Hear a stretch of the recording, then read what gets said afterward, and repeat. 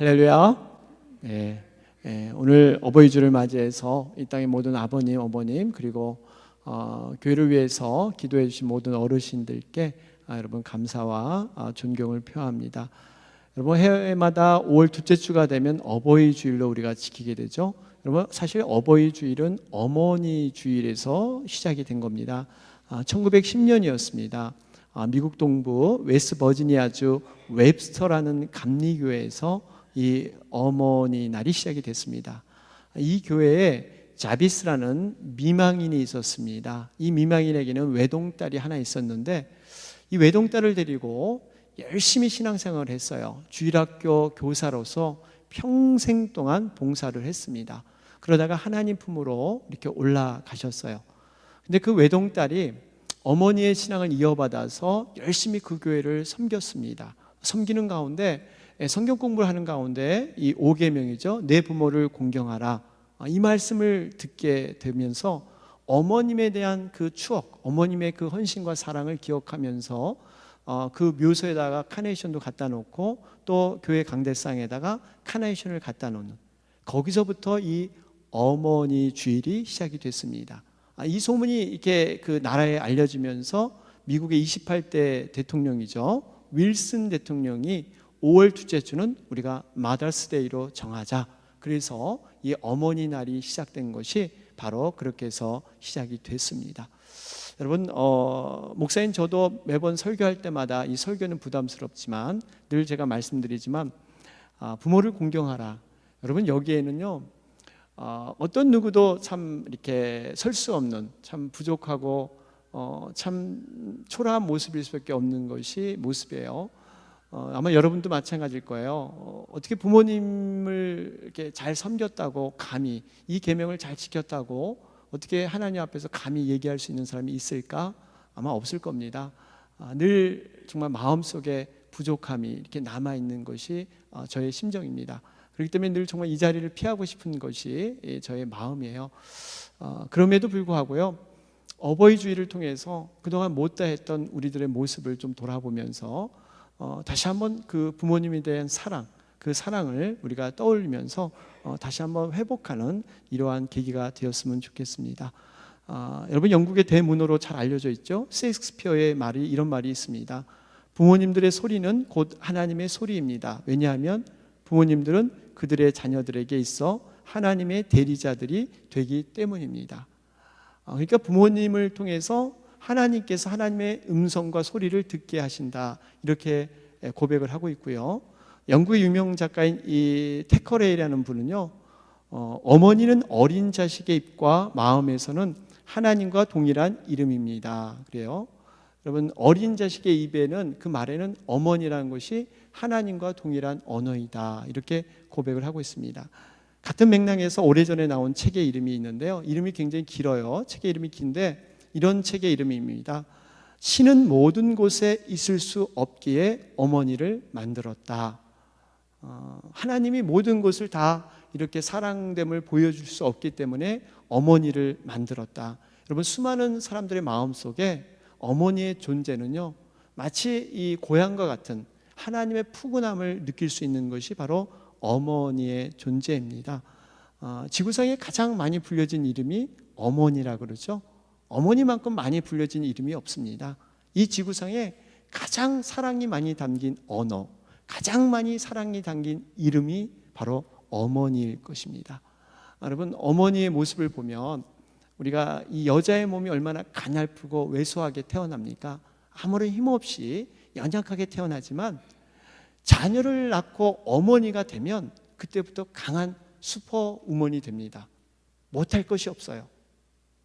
약한 몸이지만 그 자식을 위해서라면 상상하지 못하는 이러한 힘을 발휘하는 것이 어머니예요. 실제로 그런 일이 있었죠. 자녀가 차 밑에 깔리게 되니까 어머니가 그 차를 들어 올려요. 자녀를 살리기 위해서.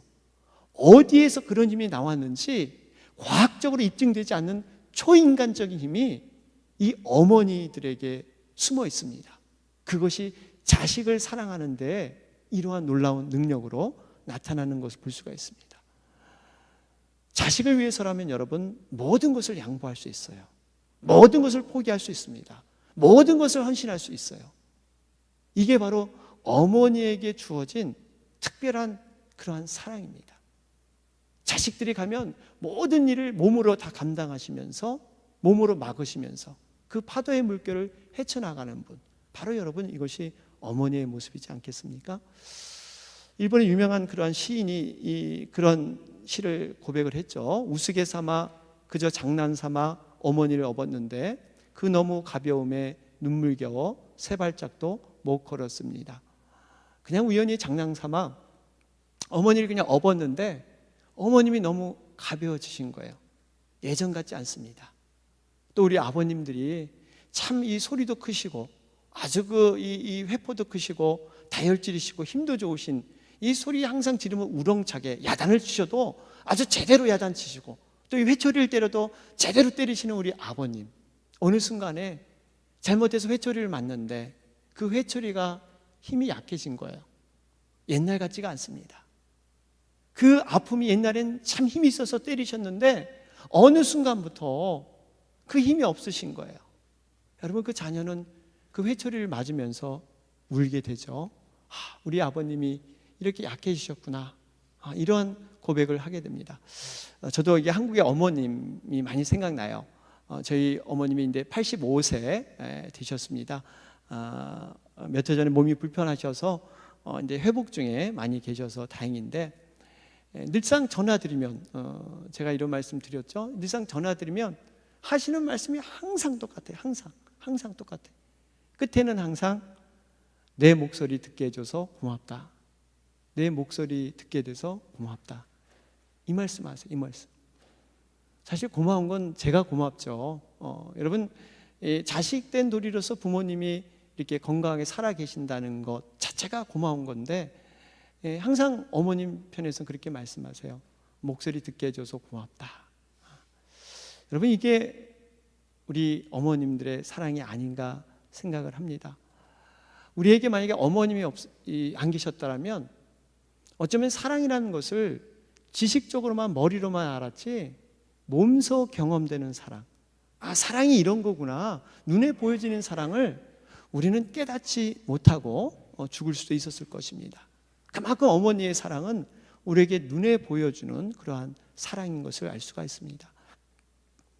오늘 본문에 보면 이 자식을 사랑했던 한 여인의 이야기가 나오고 있습니다. 자신의 딸을 위해서라면 모든 희생을 감수하는, 모든 어려움을 감수하는 한 여인이 등장하고 있어요. 그런데 이 여인이 유대인으로부터 멸시받는 가나안 출신, 바로 이방인 여인이었습니다. 그 출생 자체도 여러분 가슴 아픈 일이죠. 유대인들한테 손가락질 받고 사람 대접 받지 못하는 그러한 출생. 그런데 거기다가 남모른 또 아픔이 있었습니다. 딸이 하나 있었는데 그 딸이 귀신이 들렸어요. 귀신이 들렸습니다. 평상시에는 멀쩡하다가 때만 되면 괴성을 지르고 뜨거운 불에 손을 넣기도 하고, 멀쩡한 음식 놔두고 썩은 쓰레기 뒤져가지고 그거 먹기가 일쑤였습니다. 여러분, 어미의 심정이 어떻겠어요? 어려서부터 흙이 묻을까 애지중지 키웠던 그 딸이, 오기야 금이야 그 끼웠던 탈이 변해도 어떻게 저렇게 변할 수 있을까? 여러분, 가슴이 찢어지지 않았겠어요? 사는 게 아니었습니다. 동네를 지나면 사람들이 수군거립니다. 야, 저 여자가 저 귀신 들린 아이의 어머니래. 어쩌다 저렇게 됐을까? 안 됐어. 참 안 됐네. 사람들이 수군거리기 시작해요. 손가락질합니다. 그런데 이 여인에게 더 힘든 것은 사람들이 핀잔 주고 손가락질하는 거, 이게 아니었어요. 이 딸을 보면서 딸의 고통을 내가 대신해 줄 수 없는 것, 이 딸의 고통을 내가 해결해 줄 수 없는 것, 이것이 그 어미의 마음엔 더 가슴이 아팠던 것입니다. 그런데 우연하게 예수님께서 두로와 시돈을 지나간다는 이 반가운 소식을 접하게 됩니다. 그러면서 용기를 내어서 예수님께 찾아가서 만나는 장면이 바로 오늘 본문의 말씀입니다. 저는 오늘 이 가나안 여인을 보면서 우리 어머님들의 그러한 모습을 좀 기억하며 우리에게 어떤 사랑을 주셨는가, 어떤 사랑을 베풀었는가, 좀 이것을 함께 생각해 보고자 합니다. 이 부모님의 사랑은 하나님의 사랑과 연관되어 있습니다. 직결되어 있어요. 또 하나는 우리가 이제는 이렇게 부모님이 됐는데 우리가 부모 입장에서 과연 우리 자녀들을 위해서 어떤 사랑을 주고 살아야 될 것인가? 우리가 어떠한 그러한 관심과 어떠한 사랑, 보살핌이 우리가 있어야 될 것인가? 이런 도전의 시간이 저는 되었으면 좋겠습니다. 그러면 여러분, 이 가나안 여인의 사랑은 어떤 사랑이었을까요? 이 어떤 사랑이었을까요? 첫째로 보면 이 가나안 여인의 사랑은요, 자녀의 아픔을 내 것처럼 여기면서 어떤 희생도 감수하는 그러한 헌신적인 그러한 사랑이었습니다. 오늘 22절 말씀 함께 우리 보도록 하겠습니다. 22절 말씀 한번 읽어볼까요? 읽겠습니다. 시작. 가나안 여자 하나가 그 지경에서 나와서 소리질러 이르되 주 다윗의 자손이여 나를 불쌍히 여기소서 내 딸이 흉악하게 귀신 들렸나이다. 여기 보니까 이 여인이 나를 불쌍히 여기소서 그래. 나를. 여러분, 그 당시 많은 사람들이 모였습니다. 더군다나 이 여인은 여자고 이방인 여자. 여러분, 이방인 여자는 사람 취급하지 않는 시대였어요. 소리를 지르니까 많은 사람들이 쳐다보면서 눈살을 찌푸리면서 이 여인을 핀잔을 주기 시작합니다. 그런데 이 여인은 부끄러움도 마다하지 않고 시선도 따갑지 생각하지 않고 체면이고 자존심이고 모든 건 내려놓고 오직 딸을 살리겠다는 그 마음으로 지금 부르짖고 있는 겁니다.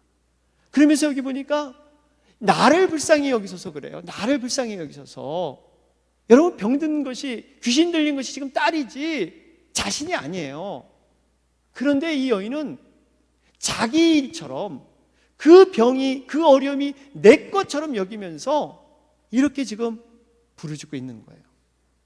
여러분, 귀신 들린 상태가 어떠했겠어요?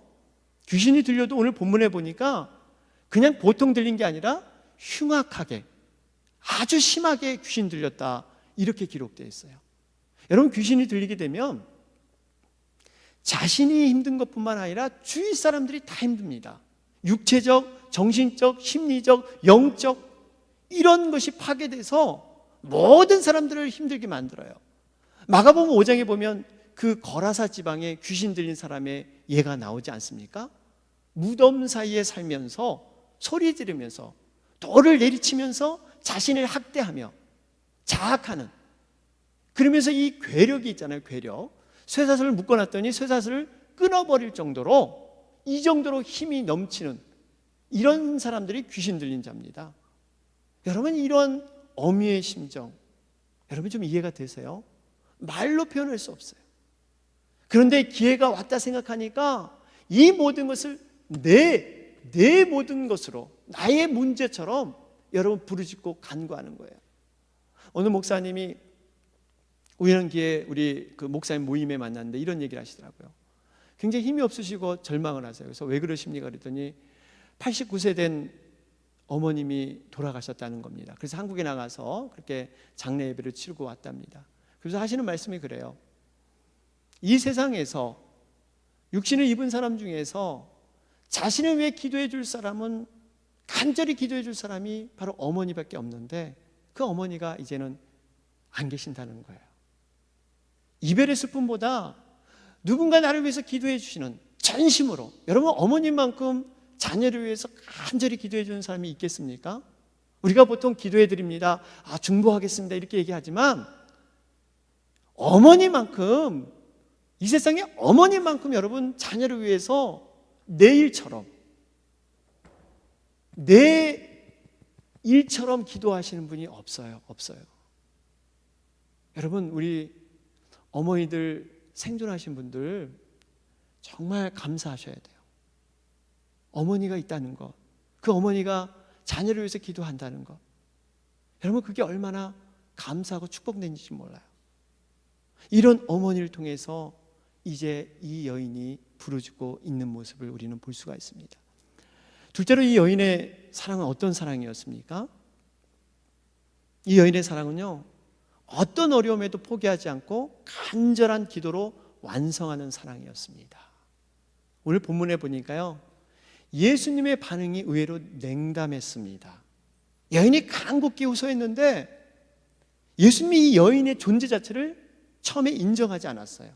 그리고 자녀의 떡을 걔들에게 줄 수 없다. 쉽게 말해서 이방인 여인을 개취급한 거예요. 개취급. 인격적인 모멸입니다. 그런데 예수님의 이유가 있었죠.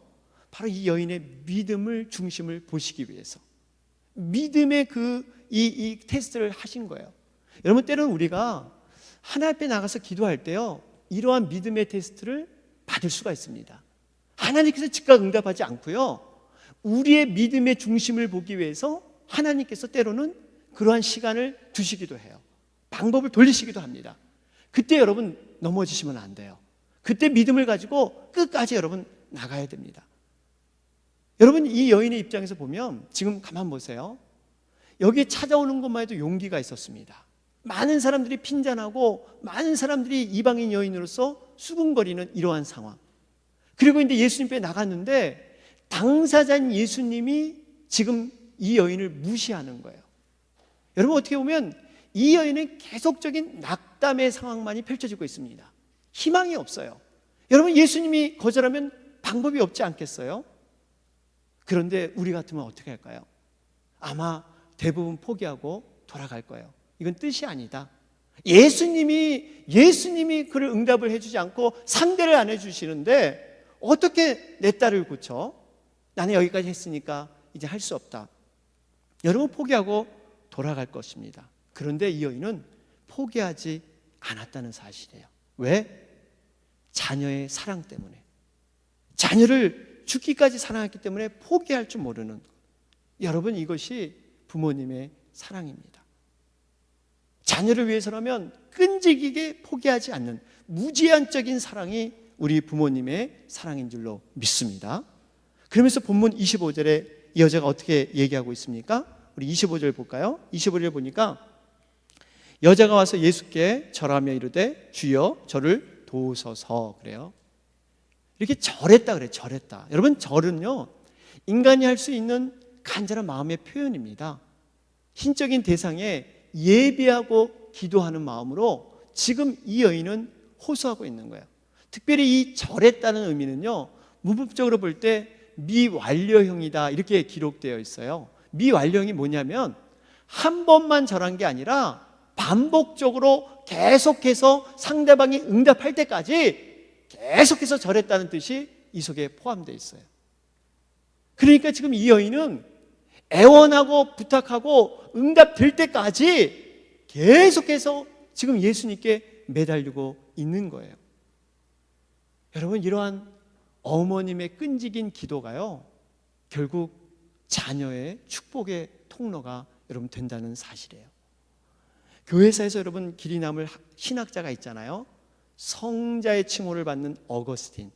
이 어거스틴은 어떤 사람이냐면요, 동물들과도 교감할 수 있는, 영성이 아주 뛰어나서 동물들과 얘기를 나눌 정도로 뛰어난 영성가다 이렇게 알려진 바가 있습니다. 그런데 이 어거스틴이 처음부터 이러한 신앙의 소유자가 아니었죠.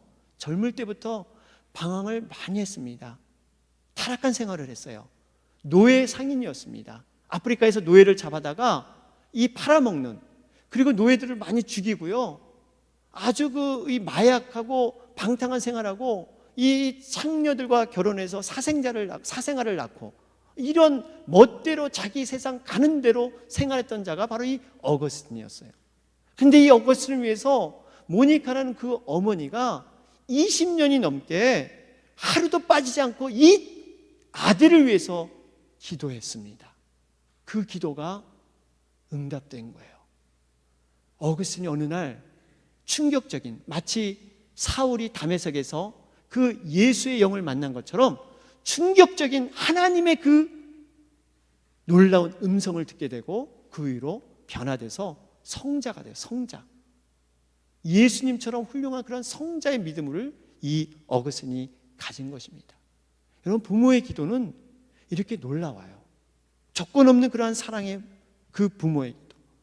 여러분, 이 딸을 위해서 간절한 이 어미의 기도가 있었기 때문에 하나님께서 일하시고 하나님께서 여러분 역사할 줄로 믿습니다. 이 여인이 어떻게 얘기합니까? 이 여인의 대답을 보면요, 주여 올소이다마는 개들도 제 주인의 상에서 떨어지는 부스러기를 먹나이다. 여러분, 이 말씀을 보면 이 여인의 겸손을 우리는 배워야 됩니다. 순종을 배워야 돼요.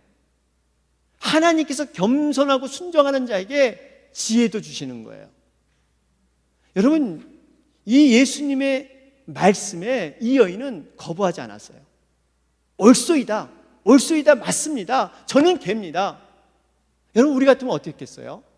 아니, 고쳐주기 싫으면 좀 그냥 못 고쳐준다 그러지 왜 나를 개라고까지 그렇게 취급하십니까? 그리고 우리는 아마 돌아갈 거예요. 해도 해도 너무하십니다. 예수님, 예전에 우리가 소문 듣고 제가 왔는데 예수님 그 소문이 안 맞군요. 예수님 정말 불쌍한 사람 다 사랑하고 누구든 정말 다 고쳐주시고 사랑으로 다 품은다고 저는 소문 들었는데 나한테 왜 이러십니까? 개라니요. 이게 말이 됩니까? 여러분, 우리는 그렇게 아마 원망하고 불평하고 돌아갔을 거예요. 그런데 이 여인은 개라도 좋습니다. 개라도 좋습니다. 여러분, 우리에게 하나님께서 말씀을 통해서 우리 각자에게 주시면요, 그것을 아멘으로 받으시기를 주님의 이름으로 축원합니다. 그것을 아멘으로 받은 자는요, 순종하는 자는 하나님께서 지혜를 주시고 그 다음 단계로 하나님이 이끌어 가세요. 이게 하나님의 역사 방법입니다. 여러분, 이 여인이 완전히 겸손하고 순종하니까 이 여인에게 지혜를 주시는데 어떤 지혜를 주냐면 바로 27절 말씀 읽은 것처럼 개들도 제 주인의 상에서 떨어지는 부스러기를 먹나이다. 여러분, 이 말이 어떻게 이 여인에게 나왔을까요? 여러분, 기가 막힌 예수님의 마음을 움직일 수 있는 기가 막힌 그런 지혜의 말을 이 여인의 입술에 담게 하신 거예요. 여러분, 개들도 맞잖아요. 주인이 떨어뜨린 그 부스러기를 먹잖아요. 개들도 그 은혜 받을 권리가 있다는 거예요. 개라고 여러분 그냥 굶겨 죽은 게 아니라 주인이 주는 그 떨어지는 부스러기도 먹겠다, 이러한 지혜를 갖게 하시는 거예요. 여러분, 개는 자존심이 없습니다. 개는 충성밖에 몰라요. 그저 주인이 떨어뜨리는 그 손끝에 주인의 눈빛만 바라보고 주인이 시키는 대로, 개는 이유가 없어요. 여러분, 우리의 신앙이, 우리의 믿음이 바로 이 개의 믿음이 되어야 될 줄로 믿습니다. 우리가 개가 될 수 있다면 오로지 주님만 바라보고 주님 손끝만 바라보고 주님이 하시는 것만 바라보고 다른 거 다 내려놓고 오로지 주님만 바라보는 거예요. 여러분, 이것이 바로 개에게 주어진 축복입니다. 이럴 때 어떤 일이 일어납니까? 놀라운 일이 일어났잖아요. 딸이 낳는. 여러분, 성경에서 믿음이 크도다 인정받는 게 그렇게 많지 않습니다. 이 여인은 믿음이 크도다, 믿음을 인정받고 딸이 그 시에 낳아버려요. 그때 딸이 낳아버립니다. 여러분, 이것이 하나님의 축복인 줄로 믿습니다. 여기서 우리가 중요한 것은요, 딸의 믿음 보고 예수님이 고쳐준 게 아니라 누구의 믿음 보고? 바로 어머니의 믿음 보고. 여러분, 중보자가 이렇게 중요합니다. 중보자가 그렇게 중요한 거예요. 중보하는 자의 그 믿음을 보고서 하나님이 역사하신다는 거예요. 딸은 이 믿음과는 전혀 상관이 없었어요. 그런데 중보하는 어머니의 마음, 그것을 통해서 하나님께서 역사하셨다는 사실입니다. 28절 한번 읽어보겠습니다. 28절 한번 읽어볼까요? 시작. 여자여, 내 믿음이 크도다, 내 소원대로 되리라 하시니 그때부터 그의 딸이 나으니라. 여러분, 이렇게 하나님의 역사는 분명하게 나타나게 됩니다. 여러분, 아무런 조건 없는 사랑이 우리 부모님의 사랑이에요. 자식의 모든 허물과 모든 부족함도 다 덮어주시는 것이 우리 부모님의 사랑입니다. 제가 얘기를 하나 하고 마칠까 합니다. 경북대학교 총장을 지낸 박찬석 교수라는 분이 계십니다. 이분은 너무너무 가난한 어린 시절을 보냈습니다. 산골에서도 완전한 정말 이 깡 시골 산골에 이렇게 자라셨어요. 그런데 아버지의 배려로 공부를 너가 타지에 가서 해라 해서 대구로 가서 중학교 시절을 보내게 됩니다. 유학을 오게 된 거죠. 근데 중학교 1학년을 보내는데 공부를 너무너무 하기 싫었다는 거예요. 그래서 너무너무 놀았어요. 그런데 막상 딱 그 연말 그 성적표를 받아보니까 1학년 8반이었는데 68명 중에서 68등. 아주 꽉 찼어요. 조금 더 모자라지 않고 68등. 꼴찌를 한 거예요. 이걸 가지고 이제 방학이 돼서 집으로 돌아가서 아버님을 만나야 되는데 어린 마음에 이 체면이 안 서는 거예요. 자존심이 안 서는 거예요. 그래서 예전에는 이 그 성적표를, 지금은 컴퓨터로 하지만 예전에는 이렇게 잉크로 썼잖아요. 그래가지고 68을 고쳐서 일자로 고쳤습니다. 일자로 고쳐서 68명 중에 1등. 그 이유는 아버님이 배움이 없으셨거든요. 그러니까 아버님이 잘 모를 거라 생각해서 그냥 일자로 고쳐서 그 성적표를 갖다 내보였습니다. 아니나 다를까 아버님이 너무 기뻐하시는 거예요. 야, 우리 아들 최고다. 드디어 1등을 했구나. 그러면서 유일하게 재산이라고는 돼지 한 마리가 있었어요. 그게 재산 목록 1호입니다. 그런데 이 돼지 한 마리를 바로 다음 날 잡아요. 동네 잔치를 벌이게 됩니다. 동네 사람들, 우리 찬석이가 1등을 했습니다. 축하해 줘 있어. 뭐 이렇게 하면서 동네 사람들에게 자랑을 합니다. 그때 이 박찬성 교수가 충격을 받았어요. 어린 마음에 이건 아니구나. 내가 아무리 아버지를 내가 정말 무시해도 이건 아니구나. 그때부터 공부를 하기 시작합니다. 17년 후 대학교 교수가 되었어요. 박사가 되었습니다. 막 중학교에 입학한 자기 아들을 손을 잡고 부모님을 찾아갔습니다. 그리고 33년 전에 있었던 일을 아버지께 솔직하게 사과를 드리려고 아버지를 만났어요. 아버지요, 제 중학교 1학년 때 사실은 1등이. 그러자 아버지가 말씀합니다. 내 이미 알고 있다. 그만해라. 네 자식이 듣는다.